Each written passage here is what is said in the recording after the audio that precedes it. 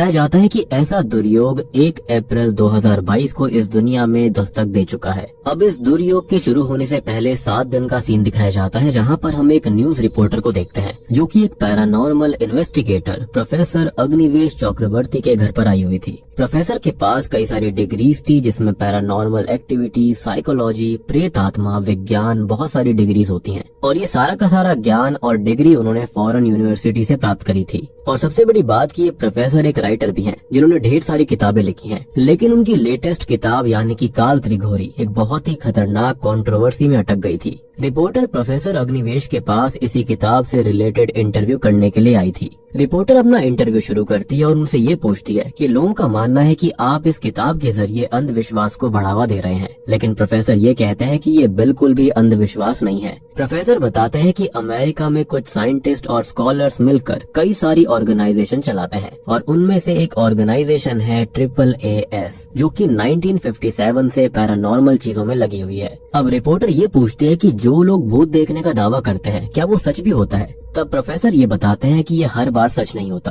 कभी कभी ये सब कुछ साइकोलॉजिकल डिसऑर्डर्स के चलते भी होता है, लेकिन लोग इसको भूत प्रेत मान लेते हैं और उनको साइकोलॉजिकल इश्यूज के चलते ये चीजें सामने दिखने लगती हैं। ऐसा करीबन पूरे दुनिया के अंदर 99.7% लोग हैं जिन्हें भूत प्रेत असली में नहीं दिखते, बल्कि ये उनका वहम होता है। लेकिन रिपोर्टर यहाँ पर शॉक्ड रह जाती है कि फिर 0.3% का क्या। तब प्रोफेसर अग्निवेश ये बताते हैं कि जो बाकी 0.3% लोग जो कुछ भी देखते हैं वो बिल्कुल सच होता है। दोनों की बातचीत के बीच रिपोर्टर उससे काल त्रिघोरी के बारे में पूछने लगती है, लेकिन तब प्रोफेसर उसको ये कहता है कि इससे पहले उसे ये समझना पड़ेगा कि काल बैसाख होता क्या है। वो इसका एक एग्जाम्पल देता है और कहता है कि कभी कभी ऐसा होता है ना कि अप्रैल के महीने में मौसम बहुत ही ज्यादा डरावना होता है। और यहाँ पर इतना बताकर प्रोफेसर उसको एक कहानी सुनाते हैं। कहानी के हिसाब से 1000 साल पहले एक कबीला हुआ करता था जिसको पिशाच कबीले के नाम से जाना जाता। इन लोगों का मानना था कि बैसाख के महीने में यानी कि अप्रैल में काल वर्षा के रूप में बरसता है और ये मौसम काफी खराब होता है। इसी कारण से इसे काल बैसाखी कहा जाता है। लेकिन पिशाच कबीले को यकीन था कि इस तूफानी हलचल के पीछे बैसाखी अमावस्या की काली शक्ति होगी। अकॉर्डिंग टू देम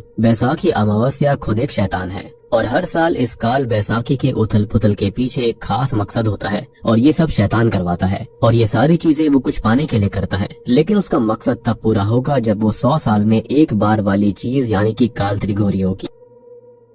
मतलब कि तीनों इवेंट चैत्रीय अमावस्या, चैत्रीय पूर्णिमा और बैसाखी अमावस्या अप्रैल के महीने में एक साथ होंगी। और जब ये होता है तब समुद्र को चीरकर एक टापू बाहर आता है जिसे नर्क का टापू भी कहा जाता है। और इस शैतान को खुश करने के लिए कबीले वाले उसे काली बिल्ली भेंट में देते थे। लेकिन उससे पहले चैत्रीय अमावस्या और चैत्रीय पूर्णिमा एक साथ एक राक्षस के रूप में खड़ी होती है। वो बैसाखी अमावस्या का इंतजार करती है। जब बैसाखी अमावस्या आती है तब तीनों मिल जाते हैं और तीनों मिलकर एक रूप लेते हैं काल त्रिघोरी का। और ये काल त्रिघोरी एक राक्षस होता है और इसके साथ में एक और चीज पैदा होती है जो कि उसका भक्त सेवक है और इसका नाम है त्रिगुंडा। और त्रिगुंडा एक पंछी की तरह दिखता है। ये भी माना जाता है कि जो 3 रातें हैं, 3 इवेंट हैं, ये असल में काल त्रिघोरी के 3 कदम हैं। जैसे कि पहला कदम चैत्री अमावस्या, पहले कदम में वो अपना दुपट्टा इस्तेमाल करता है और इसके दुपट्टे से तूफान पैदा होते हैं। दूसरा कदम है चैत्रीय पूर्णिमा, तूफानी बारिश के अंदर वो राक्षस बिजली की लाठी के सहारे चलता है और ये उसका दूसरा कदम होता है। तीसरा कदम है बैसाखी अमावस्या और काल त्रिघोरी के आगमन पर आसमान से तेजाब के साथ बहुत सारी बारिश होती है। मतलब कि ये राक्षस अपने साथ ये सारी आपदाएं लेकर आता है। अब इसका मतलब सिंपल था, जब वो जागता है और अपने कदम रखता है तब तेज हवाएं चलती हैं, तेज बिजली भी कड़कती है। लेकिन तीसरी चीज का मतलब यानी कि जैसे बारिश का होना, तेजाब की बारिश और नरमुंड गिरना, ये चीज रिपोर्टर को समझ में नहीं आती। वो इसके बारे में प्रोफेसर से पूछती है। तब प्रोफेसर उससे ये कहता है कि वो खुद समझ जाएगी। खैर इसके बाद अगला दिन आता है और अब खाली 6 दिन बचे हुए थे 1 अप्रैल आने में। खैर यहाँ प्रोफेसर के पास एक आदमी आता है जिसका नाम रविराज है। रविराज उसके पास एक दिक्कत लेकर आया था। उसको लगता है कि उसके मेंशन में किसी का साया है, लेकिन प्रोफेसर उसकी बातों को सीरियसली नहीं लेता। तब रविराज उसे अपने मेंशन का नाम बताता है जो कि आदित्य मेंशन था। तब प्रोफेसर को याद आता है कि वो उस मेंशन के बाहर एक दिन गया था, लेकिन वहाँ की लाइट फ्लिकर हो रही थी, विच मीन्स कि वहाँ पर कुछ तो दिक्कत थी।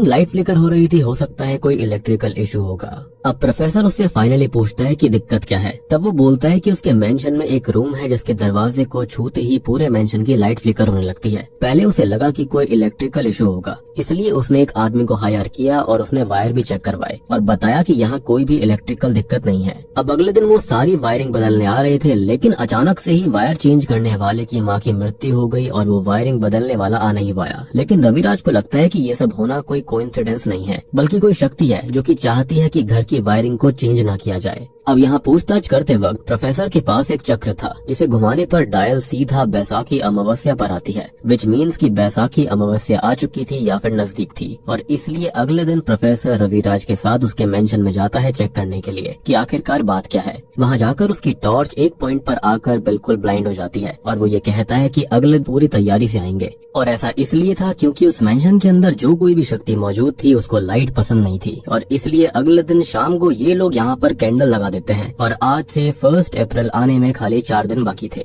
जिसके बाद प्रोफेसर अग्निवेश एक पपेट को रखते हैं और रिचुअल शुरू करते हैं, जैसे कि वुडू डॉल होती है ना, बिल्कुल उस तरह से। अब यहाँ पर ये सब कुछ उस स्पिरिट को समन करने के लिए करा गया था। अब थोड़ी देर के बाद में वहाँ पर कोई आता है, लेकिन ये स्पिरिट नहीं थी बल्कि रविराज की बीवी माधुरी थी। माधुरी रविराज को इस तरह से देखकर चिढ़ जाती है। दरअसल ये हवेली माधुरी के नाम पर ही थी और ये सब देखकर उसे बिल्कुल भी अच्छा नहीं लगता। अब यहाँ रविराज को ऐसा लगता था कि यहाँ कोई शैतानी शक्ति मौजूद है, लेकिन माधुरी को ऐसा बिल्कुल नहीं लगता था। माधुरी का मानना था कि ये सब एक अंधविश्वास है और रविराज जो है वो इस अंधविश्वास को बढ़ावा दे रहा है। वो रविराज से इस बारे में लड़ने लगती है और उसे बहुत सुनाती है, और जितने भी हादसे हुए थे हवेली के अंदर वो उनको झूठ बोलने लगती है। वो प्रोफेसर को वहाँ से भगाने लगती है और इसके लिए वो वहाँ पर पड़ी हुई रिचुअल वाली पपेट को हाथ लगा देती है, जिसके चलते प्रोफेसर वहाँ से चला जाता है। लेकिन प्रोफेसर के चेहरे पर डर था। अब सीन आता है 31 मार्च को, यानी कि 1 अप्रैल से 50 मिनट पहले। तभी हम रविराज को प्रोफेसर के पास देखते हैं, जहाँ पर प्रोफेसर डरे हुए लग रहे थे क्योंकि काल त्रिघोरी आने वाला था, यानी कि महीना अप्रैल का आने वाला था।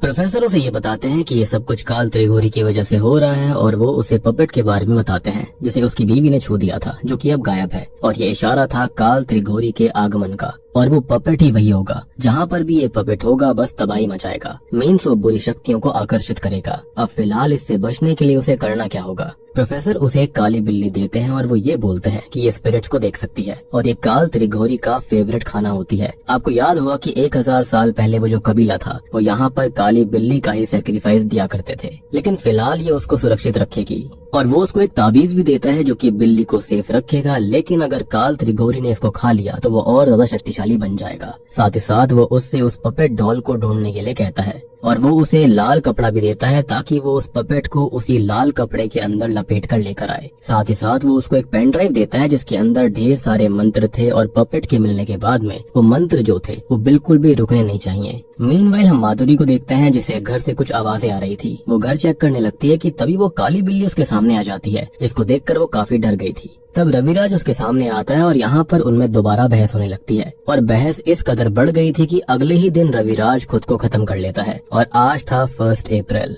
अब मौका वारदात पर पुलिस आती है, जिनको एक नोट मिलता है और नोट के अंदर लिखा हुआ था कि वो लड़ाई से थक चुका था और अलविदा जिंदगी। लेकिन पुलिस वालों को यकीन नहीं होता कि इतनी सी बात पर लड़ाई से तंग आकर उसने खुद को खत्म कर लिया। फिर इसी बीच यहाँ पर एक और कैरेक्टर की एंट्री होती है जो कि है डॉक्टर मनोज। डॉक्टर मनोज इनको सालों से जानता था, इवन वो माधुरी को पसंद भी करता था, और वो ये सारी चीजें संभालने आया था क्योंकि माधुरी अकेली थी, और पक्का डॉक्टर मनोज को माधुरी ने ही बुलाया होगा। लेकिन इसी बीच कुछ ऐसा हो जाता है जिसकी किसी को भी एक्सपेक्टेशन नहीं थी। रविराज अचानक से जिंदा होकर उनके सामने आता है और बोलता है प्रैंक। दरअसल ये सब रविराज का एक प्रैंक था। माधुरी का काफी मूड खराब था, इसलिए उसने ऐसा किया ताकि वो उसे सरप्राइज दे सके। रविराज के बारे में आपको थोड़ा सा बताना चाहूंगा। ये जो रविराज है ना, वो ऐसे मजाक करता रहता था और वो इसको सरप्राइज का नाम दिया करता। लेकिन इन सब में पुलिस की क्या गलती थी? वो तो फालतू में यहाँ पर आई। I mean, CID कैरेक्टर से सीधा इस तरह का कैरेक्टर करना काफी ट्विस्टिंग है।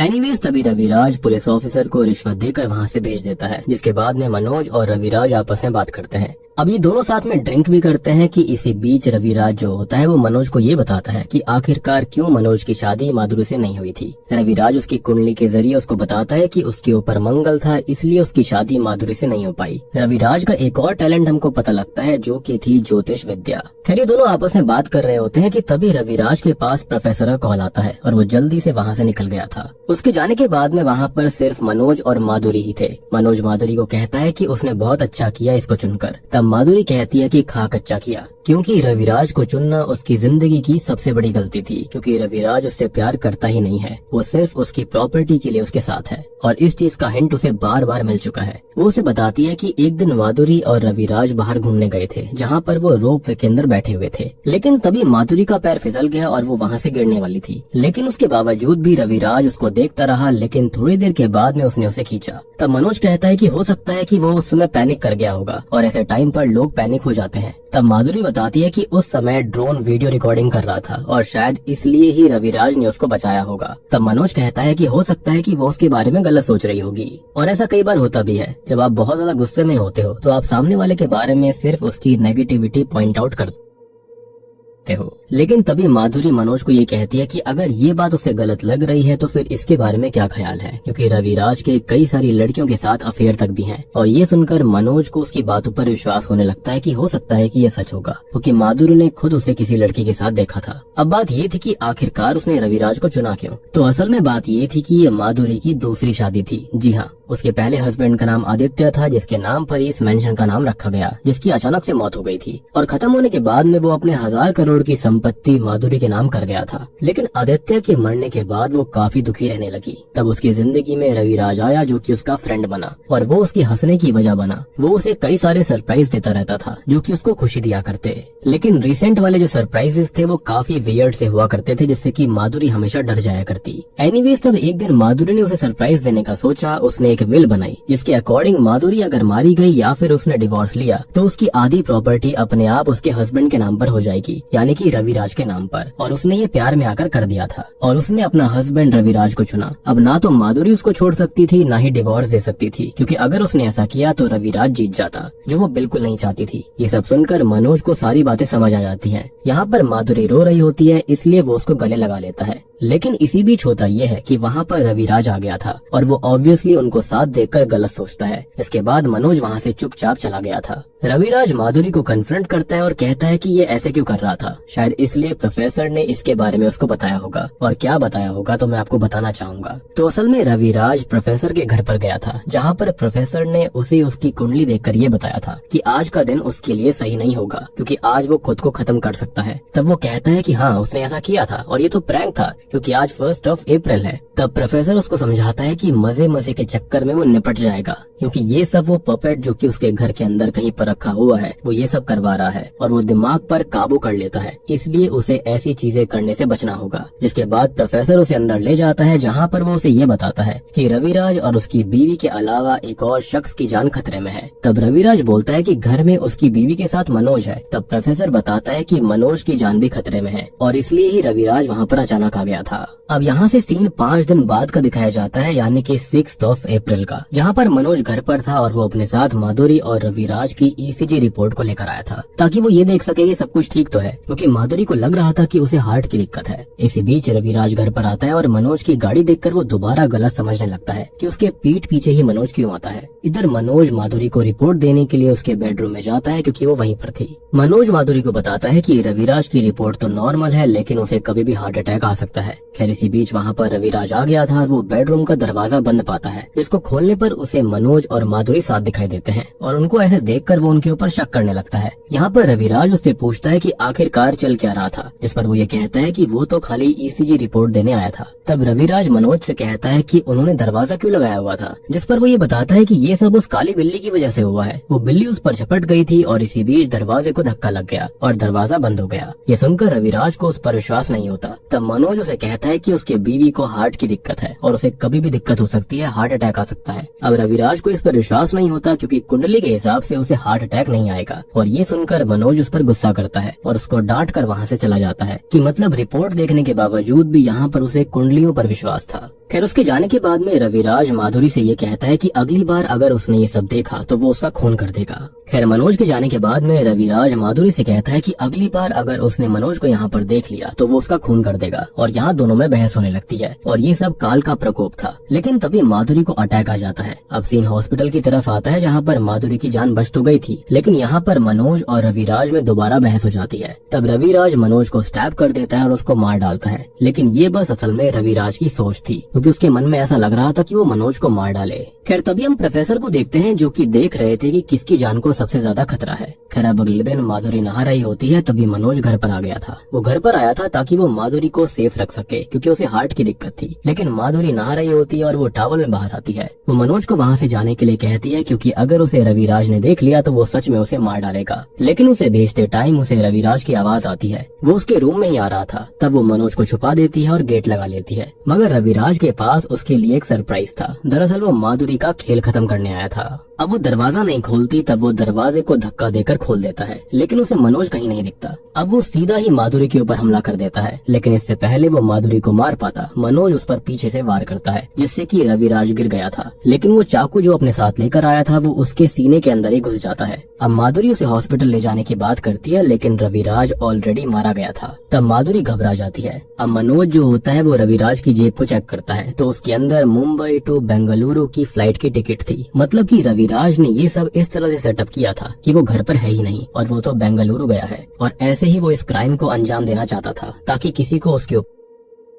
और बस यही चीज तो उनके लिए एडवांटेज बन जाती है कि रविराज तो घर पर था ही नहीं और वो तो बस गायब हो चुका है, और वो लोग उसी रात उसकी बॉडी को दफन करने लगते हैं। लेकिन माधुरी को रविराज की टांगे हिलती हुई दिखती हैं, जिसको देखकर वो बहुत डर गई थी, लेकिन ये उसका वहम था। अब माधुरी मनोज को वहीं पर रोकने की कोशिश करती है कि इतनी बड़ी हवेली के अंदर वो अकेली कैसे रहेगी, लेकिन मनोज वापस चला जाता है, क्योंकि अगर वो साथ में रुकते तो उनके ऊपर शक चला जाता। खैर अब यहाँ पर माधुरी के नाइटमेयर शुरू हो जाते हैं। वो चीजें देखना शुरू कर देती है। इतना ही नहीं, उसे उसका पति भी दिखता है, जो कि उसे शराब पीने पर मजबूर करता है, लेकिन उसकी राशि के हिसाब से उसे शराब को हाथ तक नहीं लगाना चाहिए था, और हम जानते हैं कि ये सब उससे काल करवा रहा था। खैर यहाँ पर वो डर कर बेडरूम में जाती है कि तभी कोई उसके दरवाजे को नॉक करता है। माधुरी बहुत डरी हुई थी, लेकिन शराब के नशे में वो सो जाती है। अब अगले दिन वो मनोज से मिलती है। मनोज उसे शराब से दूर रहने के लिए कहता है, क्योंकि ये उसके लिए बिल्कुल ठीक नहीं था। साथ ही साथ नींद आने के लिए वो उसे स्लीपिंग पिल्स तक भी देता है। अब उस रात वो स्लीपिंग पिल्स लेकर सो जाती है, लेकिन अचानक से रात में उसकी नींद खुल गई थी और वो रविराज को देखती है, जिसको देखकर वो काफी डर जाती है, और इसलिए वो मनोज को कॉल करती है, उसको सब कुछ बताती है। तब मनोज ये कहता है कि ये जरूर स्लीपिंग पिल्स के साइड इफेक्ट्स होंगे, लेकिन रविराज उसे शॉकिंगली खिड़की पर दिखता है। खिड़की पर उसे वो घूर रहा था और ये बात वो मनोज को बताती है, लेकिन तभी अचानक से रविराज गायब हो गया था। मनोज उसको शांत करता है और उसको सोने के लिए कहता है, लेकिन हम गौर कर पाते हैं कि रविराज के हाथों के निशान वहीं पर थे। अब देखो, इस चीज को नजरअंदाज नहीं किया जा सकता था। अगली रात बहुत तेज बारिश हो रही होती है और आज थी 16 अप्रैल, यानी कि चैत्री पूर्णिमा, और माधुरी मनोज को कॉल करती है और उसको बुलाने लगती है, लेकिन मौसम खराब होने की वजह से वो नहीं आ सकता था। और सबसे बड़ी बात कि माधुरी को ये सारी चीजें याद थी, यानी कि रविराज ने पहले प्रोफेसर के साथ आकर ये सारी चीजें बताई थी उसको, लेकिन ऑब्वियस ही बात है अब उसे इन चीजों पर विश्वास हो रहा था। अब वो मनोज को फिर से फोन पर ये बताती है कि कल वो बार रूम में गई थी, लेकिन उसने दारू नहीं पी, लेकिन शायद वो बार रूम की लाइट्स को ऑन छोड़कर आ गई थी। लेकिन जब वो दोबारा से बार रूम के अंदर लाइट्स को बंद करने के लिए गई तो वहाँ पर असल में तहखाने का एक दरवाजा है, और वो उस दरवाजे को भी बंद करती है और फिर बार रूम की लाइट्स को ऑफ करके दूसरे रूम में आ जाती है। लेकिन तभी उसे कुछ आवाज आई, जो कि तहखाने के दरवाजा खुलने की आवाज थी। वो वहाँ पर जाकर चेक करने लगती है, लेकिन बार रूम से किसी के तेज सांसें लेने की आवाज आ रही थी। साथ ही साथ वहाँ की लाइट्स भी ऑन थी, और ये सब वो मनोज को बता रही थी। तब मनोज उसको हिम्मत देता है और ना डरने की सलाह देता है, लेकिन वो बहुत डरी हुई थी। फिर भी माधुरी किसी तरह से अंदर जाती है और लाइट्स ऑफ कर देती है, साथ ही साथ तहखाने का दरवाजा भी बंद करती है। लेकिन हम देखते हैं कि उसके जाने के बाद वहाँ की लाइट दोबारा ऑन हो गई थी। अब माधुरी का डर बहुत बढ़ चुका था, वो रिलैक्स करना चाहती थी, लेकिन रिलैक्स नहीं हो पाती। इसी बीच वो किसी तरह अपने आप को संभाल रही होती है कि तभी उसके सामने उसके पति की वेडिंग रिंग घूम कर आती है, जिसको देखकर वो बहुत ही ज्यादा डर गई थी। ये बात वो मनोज को बताने लगती है, लेकिन मनोज की आवाज आना ही बंद हो गई थी। तब वो लैंडलाइन से मनोज को कॉल करने की कोशिश करती है और उसको ये बताती है कि उन्होंने तो मनोज को रिंग के साथ ही दफनाया था, फिर ये सब क्या है। लेकिन दूसरी तरफ से मनोज की नहीं बल्कि रविराज की आवाज आती है। वो कहता है कि सरप्राइज बेबी। ये सुनकर वो बहुत डर जाती है, और तब हम ये देखते हैं कि रविराज अपनी कब्र से बाहर आ चुका था। अब बाहर आने के बाद वो सीधा आता है अपनी बीवी के पास उसे हेलो कहने के लिए, लेकिन माधुरी की तो ऐसे हेलो सुनने की आदत नहीं थी। आई मीन एक डेड बॉडी से हेलो सुनना कितना वियर्ड था। वो उसको देखकर इतना डर जाती है कि उसे तुरंत ही हार्ट अटैक आ जाता है और वो वहीं पर ऑन द स्पॉट मारी जाती है। हम देखते हैं कि रविराज के साथ में कोई और भी था, और वो कोई और नहीं बल्कि मनोज था। जी हाँ, और यहाँ पर आता है एक ट्विस्ट। जिस रविराज को अभी तक आप देखते आ रहे थे, ये कोई भूत नहीं था बल्कि जिंदा इंसान था, और वो कभी मरा ही नहीं था। और ये चीज तभी साबित हो गई थी जब यहाँ पर रविराज ने उस खिड़की के ऊपर अपने हाथ की छाप छोड़ दी थी, क्योंकि कोई स्पिरिट होती तो हाथ की छाप नहीं छूटती। दरअसल ये सब उसका और मनोज का ही बनाया हुआ प्लान था, ताकि वो 2000 करोड़ की प्रॉपर्टी हथिया सके। और ये सब बहुत पहले से ही शुरू हो गया था। तो मैं आपको बताना चाहूंगा कि असल में रविराज ने ही आदित्य का भी खून किया था। जी हाँ, और वो भी रोप वे से नीचे फेंक कर। और ये सब उसका ही प्लान था स्टार्टिंग से। ये बातें वो चिल्लाकर कन्फेस कर रहा था। और इन सारी प्लानिंग में तो मनोज बहुत बाद में शामिल हुआ। जब रविराज ने मनोज को घर आने से मना कर दिया था, तब मनोज ने रविराज को अपने पास वापस बुलाया और उसको ये बताया कि अगर वो साथ मिल जाएं तो 2000 करोड़ की प्रॉपर्टी उनकी हो सकती है और उसके लिए उन्हें माधुरी को खत्म करना पड़ेगा। लेकिन उसकी मौत बिल्कुल नेचुरल तरह से होनी चाहिए, मतलब कि ऐसी मौत हो कि माधुरी थोड़े से झटके से या फिर डर से ही मारी जाए। जिसके बाद उन्होंने प्लान बनाया, यानी कि उसको डराने का, उसे शॉक करने का। और इन सब में मनोज जो था वो उसे फेक पिल्स देता था। रविराज को ऑलरेडी पता था कि कब माधुरी नहाती है, कब क्या करती है। और सही मौका देखकर उसने मनोज को उसके पास भेजा जब माधुरी नहा रही थी। और मनोज वहां पर गया और प्लान के मुताबिक रविराज अपने साथ फेक चाकू और फेक खून लेकर गया था। साथ ही साथ उसके पास फेक टिकट भी थी। और मौका देखकर उन्होंने उस प्लान को अंजाम दिया। उन्होंने ऐसा दिखाया कि रविराज की मौत उनके हाथों हुई है। और उसी दिन उन्होंने रविराज की बॉडी को दफनाने के बारे में सोचा। आपको याद हुआ कि रविराज का पैर हिल रहा था, वो असल में एक गलती हो गई थी, जिसे वहम बताकर मनोज ने बात संभाल ली थी। ओवरऑल ये सारा प्लान सक्सेसफुल रहा। लेकिन मैं आपको बताना चाहूंगा कि इतना सब होने के बावजूद रविराज ने मनोज को 25% देने की बात कही थी। एंड ऑब्वियसली मनोज इस बात पर मान गया था। खैर, अब प्रेजेंट टाइम में ये लोग माधुरी को बेड पर लिटा देते हैं और ऐसा दिखाते हैं कि वो बेड पर ही मारी गई, यानी कि सोते सोते ही हार्ट अटैक आ गया। लेकिन इन सबको रियल बनाने के लिए मनोज एक इंजेक्शन लेकर आया था। इस इंजेक्शन को वो रविराज को इंजेक्ट करेगा, जिससे कि सब कुछ रियल लगेगा। यानी कि रविराज को ऐसा लगेगा कि जैसे उसकी बीवी की मौत का ट्रॉमा उसके सर पर है और उसके इमोशन साफ दिखेंगे, क्योंकि 2000 करोड़ का सवाल था और इस मौके को वो ऐसे नहीं जाने दे सकते थे। मनोज ये कहता है कि इस इंजेक्शन को इंजेक्ट करने के बाद हो सकता है कि रविराज बेहोश हो जाए, लेकिन वो सही हो जाएगा। मनोज उसको वो इंजेक्शन लगा देता है और फिर उस इंजेक्शन के असर से वो बेहोश हो जाता है। अब जब उसकी आंख खुलती है तो वो माधुरी को नर्स के गेटअप में देखता है, जिसके हाथों में पॉइजन था, यानी कि जहर था। और उसे देखकर वो डर जाता है और दोबारा बेहोश हो जाता है। अब 3 दिन बाद उसकी आंख खुलती है और तब वो मनोज को अपने सामने देखता है और उसे सब कुछ बताता है। मनोज कहता है कि ये सब उसी इंजेक्शन का असर होगा। खैर, इसी बीच इस केस को हैंडल करने वाला ऑफिसर रविराज से पूछताछ करने के लिए आता है। साथ ही साथ उसके पास में पोस्टमार्टम रिपोर्ट और एक न्यूज़पेपर भी था, जिसके अंदर रविराज की बीवी की मौत की खबर थी। ये सब देखकर उसे कंफर्म हो जाता है और तसल्ली हो जाती है कि हाँ, वो मर चुकी है। लेकिन फिलहाल मनोज उस ऑफिसर से ये कहता है कि ये अभी सवाल जवाब की हालत में नहीं है। तब ऑफिसर ये कहता है कि वो डिस्चार्ज होने के बाद खुद इन्वेस्टिगेशन करने घर आएगा। अब अगले दिन ही रविराज डिस्चार्ज हो जाता है और मनोज उसे घर लेकर जा रहा था। अब रास्ते में वो उसको समझाता है कि उसे किस तरह से ऑफिसर की बातों का जवाब देना है और वो उसे सब कुछ समझाता है कि ऑफिसर को बिल्कुल भी उनके ऊपर शक नहीं होना चाहिए, वरना वो लोग बहुत ही बुरे फंस जाएंगे।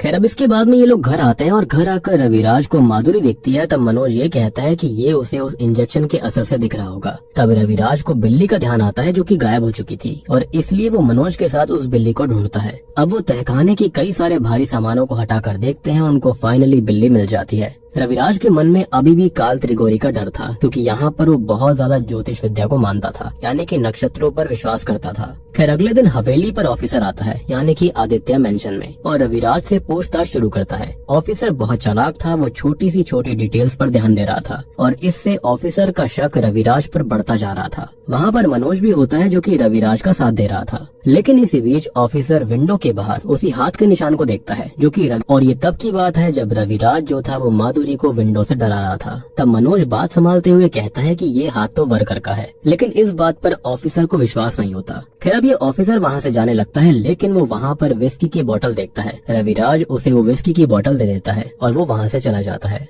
अब ऑफिसर के जाने के बाद मनोज यहाँ पर रविराज को डांटने लगता है, उसे पागल बोलता है। वो ये कहता है कि ऑफिसर उस बोतल को इसलिए लेकर गया है ताकि वो उस बोतल से उसके फिंगरप्रिंट को एक्सट्रैक्ट करके उस कांच वाले हाथ से मिला सके, यानी कि विंडो वाले निशान से। और अब उनको जल्दी से उसे साफ करना पड़ेगा। और ये सुनकर रविराज राजी हो जाता है। लेकिन इसी बीच होता यह है कि रविराज को अलमीरा के नीचे से वही डॉल, यानी कि काल त्रिगोरी वाली डॉल मिलती है, जिसको देखकर वो बहुत डर गया था, क्योंकि उसके हिसाब से वो डॉल ही उनका माइंड कंट्रोल कर रही थी और वही उनसे ये सब करवा रही है। तब मनोज उससे कहता है कि वो फालतू बातें ना करे, क्योंकि मनोज को इस सब पर विश्वास नहीं था। तब रविराज उस डॉल को अलमीरा में लॉक कर देता है और फिर मनोज उस खिड़की वाले हाथ के निशान को मिटाने लगता है। लेकिन इसी बीच रविराज को कुछ आवाज आती है और वो अंदर आकर कुछ ऐसा देखता है जिसको देखकर उसकी आंखें फटी की फटी रह गई थी। तभी वहाँ मनोज भी आता है और वो भी इस दृश्य को देखता है। दरअसल ये डॉल जिसे उसने बंद किया था अब वो उसके सामने टेबल पर रखी हुई थी, जिसको देखकर मनोज का तो पता नहीं, लेकिन रविराज बहुत डर गया था। वो देखता है कि तहखाने का दरवाजा भी खुला हुआ था और ये सब मनोज को बकवास बात लगती है। तब वो उसे तहखाने के पास लेकर आता है और उसके अंदर पड़ी हुई चेयर और कुछ भारी सामानों को दिखाता है और ये कहता है कि ये सारे सामान उन्होंने बहुत अंदर रखे थे, लेकिन ये इतने बाहर कैसे आ गए। ये देखकर मनोज भी थोड़ा सा हैरान था।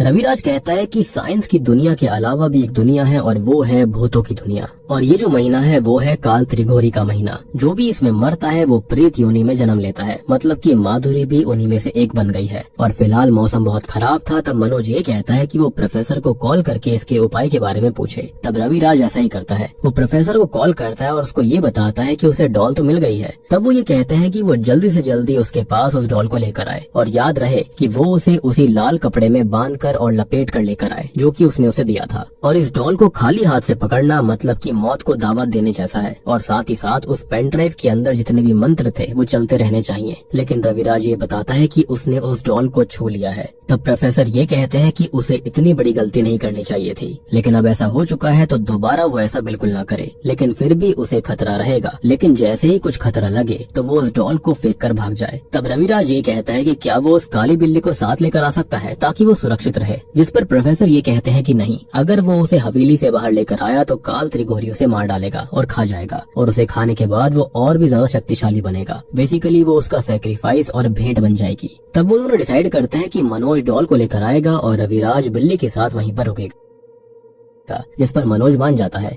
और जल्दी से रविराज मनोज को वो पेन ड्राइव भी देता है। घर पर रविराज डरा हुआ बैठा हुआ था। मीनवाइल रास्ते में जाते हुए मनोज पेन ड्राइव के जरिए टेप पर मंत्र उच्चारण करने लगता है। तभी उसे कुछ आवाज आने लगती है जो कि बहुत डरावनी थी, और ये बातें वो रविराज को बताता है। अब रविराज मनोज को जल्दी से जल्दी वहाँ से निकलने के लिए कहता है और तभी मनोज के पीछे माधुरी की आत्मा आती है। ये देखकर मनोज वहाँ से भागता है। तभी वो आत्मा रविराज के फोन पर कहने लगती है कि सरप्राइज बेबी। ये सुनकर रविराज की हालत खराब हो जाती है। थोड़ी देर के बाद में मनोज जख्मी हालत में घर पहुँचता है। रविराज जल्दी से दरवाजा खोलकर उसे अंदर बुला लेता है। अब दोनों में बहस होने लगती है क्योंकि दोनों घबराए हुए थे। लेकिन इसी बीच रविराज को बिल्ली के बारे में याद आता है और वो बिल्ली को लेने जाता है। लेकिन जो बिल्ली थी वो गायब थी, साथ ही साथ उसका जो ताबीज था वो भी उससे अलग हो चुका था और वहाँ पर खून भी पड़ा हुआ था। ये देखकर वो समझ गया था कि उसका खेल खत्म हो चुका है। मीनवाइल मनोज अल्कोहल को अपने घाव पर डाल रहा था, साथ ही साथ वो अल्कोहल को पी भी रहा था। अब इसी बीच रविराज उसके पास भागते हुए आता है और ये कहता है कि काल त्रिघोरी उस बिल्ली को खा गया। लेकिन मनोज टल्ली हो चुका था और उसे कुछ भी होश नहीं था। तभी रविराज उस डॉल को वहाँ पर पाता है जो कि उसके ठीक सामने थी। उसे देखकर वो बहुत डर जाता है, लेकिन मनोज जो कि टल्ली था वो उस डॉल को हाथ लगा लेता है। रविराज उसको बहुत रोक रहा था, लेकिन उसको कोई होश ही नहीं था। नशे में धुत मनोज उस डॉल को उठाता है और उससे 1 वर्सेस 1 के लिए चैलेंज करने लगता है।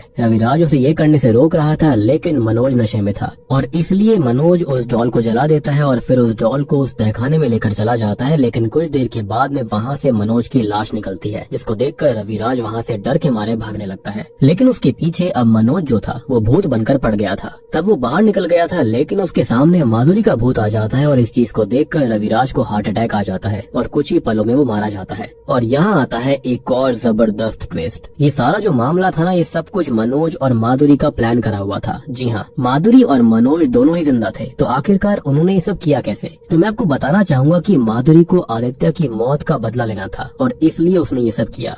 अब यहाँ पर हुआ ये था कि माधुरी को यहाँ पर रविराज की हरकतों से अंदाजा हो गया था कि आदित्य को भी उसने ही मारा होगा। अब आप लोग ये भी सोच रहे होंगे कि आखिरकार रविराज को हार्ट अटैक कैसे आया? तो मैं आपको ये बताना चाहूंगा कि रविराज ही असल में हार्ट पेशेंट था, लेकिन कुंडली के चलते उसने यहाँ पर किसी भी चीज पर यकीन नहीं किया और उन्होंने यहाँ पर उसकी रिपोर्ट्स को बदल दिया था और उसके बाद से ही इनका फुल प्लान था बदला लेने का। लेकिन स्टिल माधुरी को कंफर्म नहीं था कि यहाँ पर आदित्य को उसने ही मारा था या फिर नहीं। तब मनोज ने उसको ये कहा था कि उसे तो पक्का विश्वास है कि यहाँ पर रविराज ने ही आदित्य को मारा था, और अगर रविराज ने कुछ भी नहीं किया होगा, वो जेन्युइन है और उसके साथ पैसों के लिए नहीं है, तो वो कभी भी माधुरी को मारने वाले प्लान में साथ नहीं देगा। लेकिन उसने साथ दिया और इसलिए ही वो फंस गया था। अब यहाँ पर उन्होंने काफी प्लानिंग और प्लॉटिंग करी थी। जब माधुरी ने मरने का नाटक किया था तब डॉक्टर मनोज ने उसको एक टॉक्सिन दिया था जिससे उसकी पल्स कुछ समय के लिए बंद हो जाएगी। और जब यहाँ पर माधुरी ने मरने का नाटक किया था उसी समय रविराज ने चिल्ला चिल्लाकर सब कुछ कन्फेस कर दिया था और इससे माधुरी को कंफर्म हो गया था कि हाँ, उसने ही उसके पति को खत्म किया था। जिसके बाद उन्होंने आगे के प्लान को अंजाम दिया और इसके अंदर एक ऑफिसर भी शामिल था जो कि यहाँ पर आया था। वो फेक पोस्टमार्टम रिपोर्ट लेकर आया और एक फेक न्यूज़पेपर भी। और ऐसा इसलिए किया गया था ताकि रविराज को यकीन हो जाए कि उसकी बीवी मारी गई है और वो कोई भी आगे चलकर जांच पड़ताल ना करे। और सबसे बड़ा एडवांटेज जो कि इन दोनों को मिला वो था रविराज का डर और यहाँ पर ज्योतिष विद्या पर यकीन करना।